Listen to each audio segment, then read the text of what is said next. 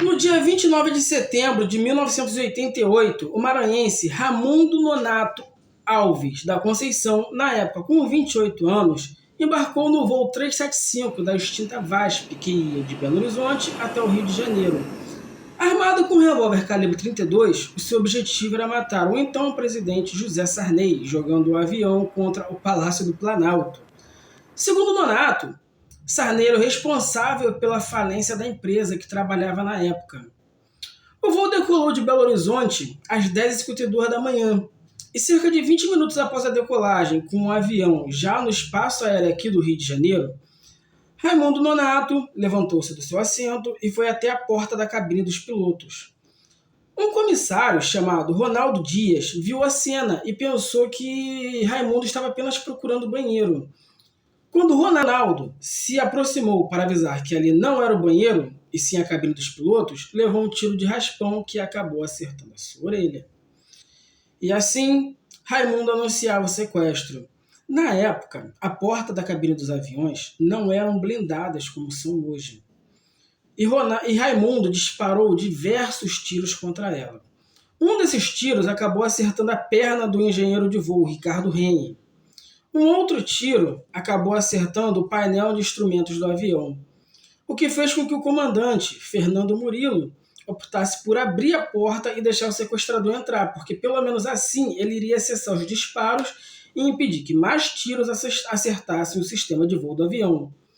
Com os sequestradores lá dentro e sem perceber, o piloto Fernando Murilo acionou pelo transponder o código 7500, que na linguagem aeronáutica indica sequestro. Quando tentava atender a resposta do Sindacta pelo rádio, o copiloto Salvador Evangelista foi baleado na nuca pelo sequestrador e morreu na hora. Em seguida, Raimundo apontou o revólver para o piloto, Fernando, e exigiu que a aeronave fosse imediatamente desviada para Brasília, dizendo o tempo todo: eu quero matar o Sarney, eu quero matar o Sarney.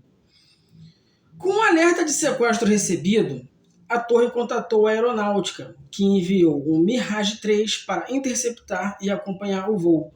Esse Mirage era pilotado pelo tenente Walter Ricardo Galetti. Estava o motivo. O Boeing da VASP, sequestrado, sobrevoava a cidade. Atrás dele, à distância, acompanhava um caça Mirage da FAB. Como naquele dia o céu do Distrito Federal estava muito encoberto, não foi possível enxergar o Palácio do Planalto.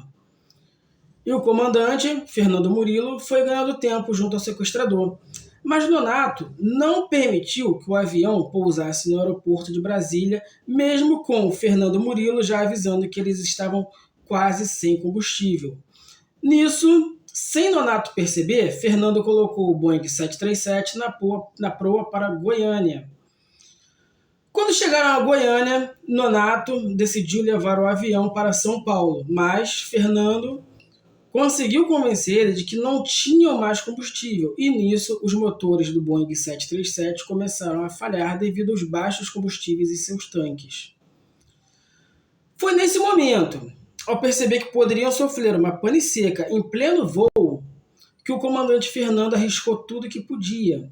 E aproveitando que Nonato era o único de pé no avião naquele momento, fez uma manobra chamada Tunor, que é um giro completo através do eixo longitudinal da aeronave.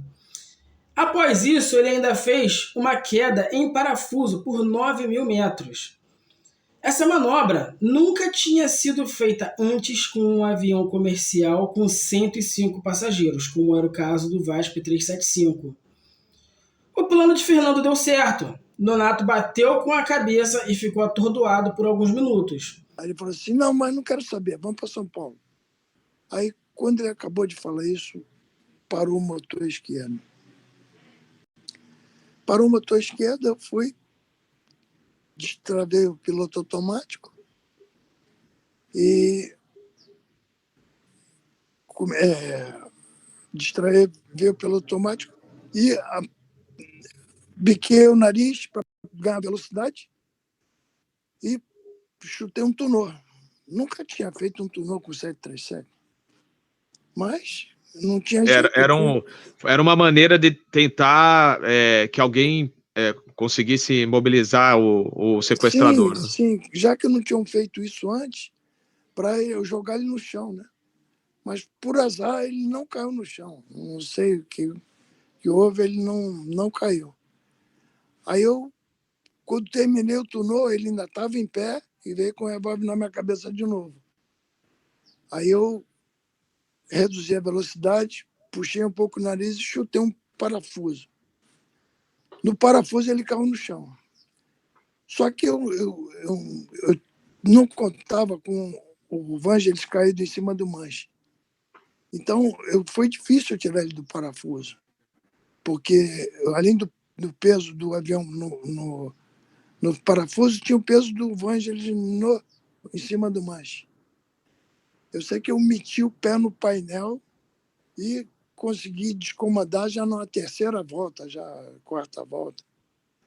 Eu imagino o caos, né, a bordo, mas foi a única maneira que o senhor conseguiu, realmente foi um grande herói, né, de ainda mais fazer uma manobra, duas, né, um tunô e um parafuso num Boeing 737-300, né, mas eu não consigo, né, medir, né, como piloto, né, a que ponto, né, a gente chega, né, numa situação dessa, né, eu queria que o senhor passasse mais algum detalhe sobre isso aí.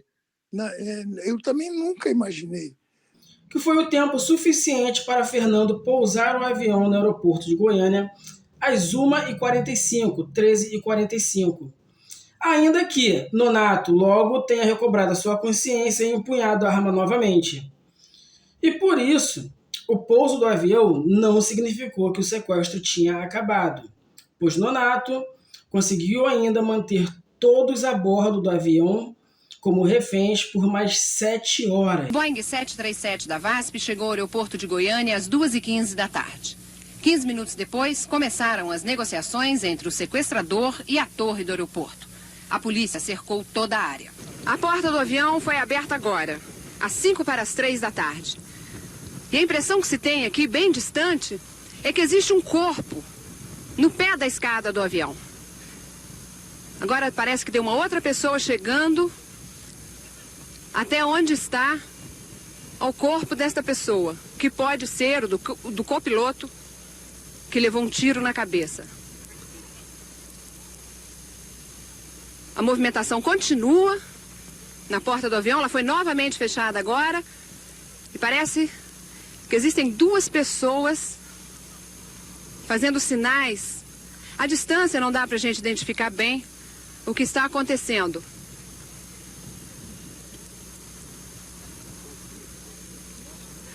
Agora sim, parece que tem um corpo sendo carregado por 2 pessoas. Neste momento, a pessoa que foi retirada do avião, que parece ferida, está sendo carregada numa maca. E a ambulância já está ali, à espera para receber a pessoa que foi ferida. Assim que as vítimas foram retiradas, soldados do exército fortemente armados começaram a cercar o avião. Eles pretendiam invadir o Boeing.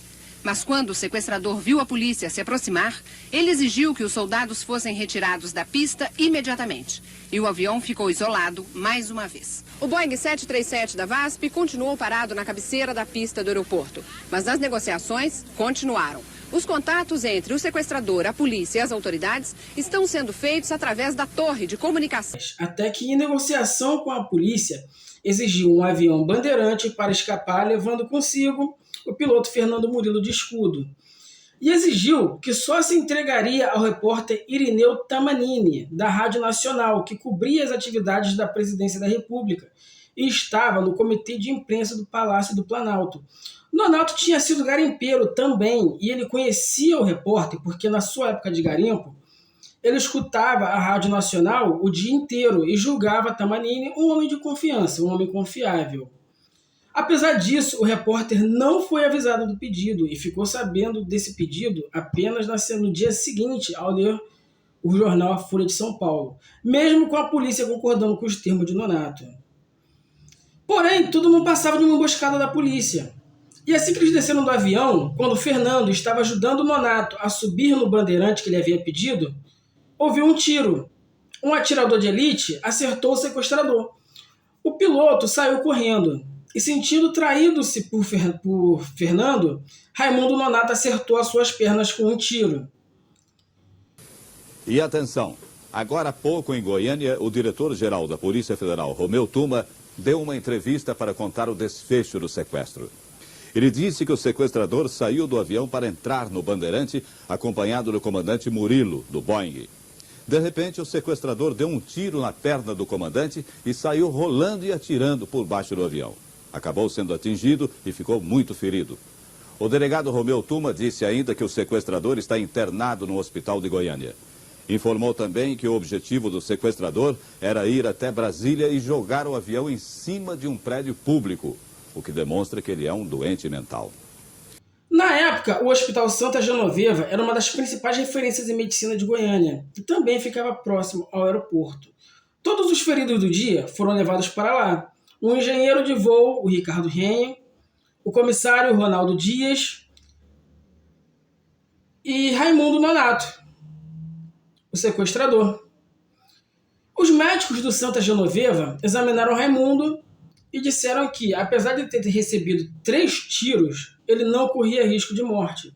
Mas, de repente, ele morreu, 5 dias depois. Ivan Santana, que é o autor de diversos livros sobre acidentes aéreos e ele é pesquisador da área, diz que a morte foi tão inesperada e tão estranha que nenhum legista de Goiás quis dar o atestado de óbito. Tiveram que chamar um legista de fora, o famoso Badam Palhares, que atestou a morte de Raimundo como anemia falciforme. Ivan também conta que as manobras do piloto Fernando Murilo foram tão extraordinárias, tão inéditas, que até hoje elas não são reconhecidas pela Boeing.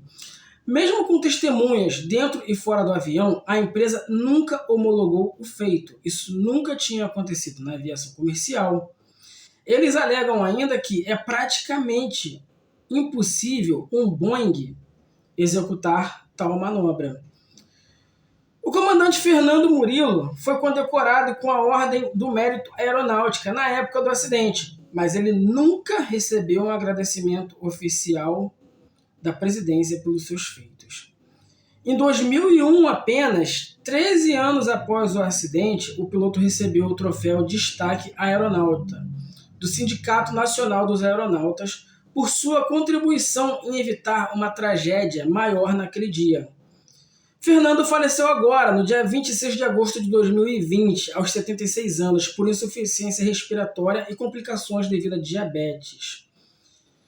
Em 2011, a Infraero foi condenada em segunda instância a pagar uma indenização de R$250 mil para Wendy Evangelista, filha do copiloto Salvador Evangelista, que morreu no sequestro com um tiro na nuca. A justiça considerou que a entrada de um passageiro com um revólver dentro do avião foi um erro grave, não existindo normas de segurança adequadas na época. Salvador Evangelista morreu 5 dias antes da sua filha, Wendy, completar 8 anos de idade.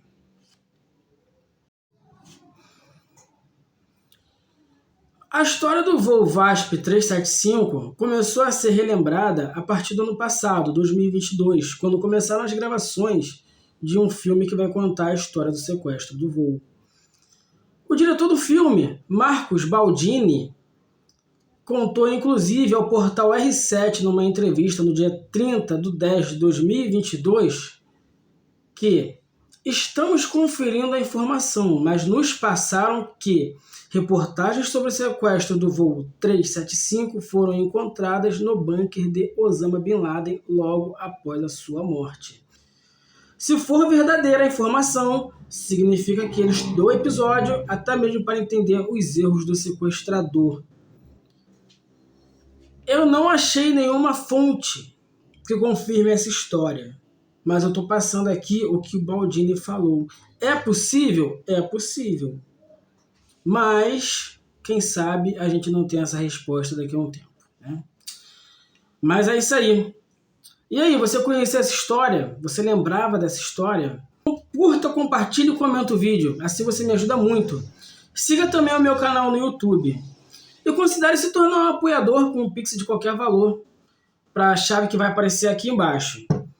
Assim você me ajuda muito, inclusive vai me ajudar a comprar um computador novo para continuar fazendo os vídeos para vocês.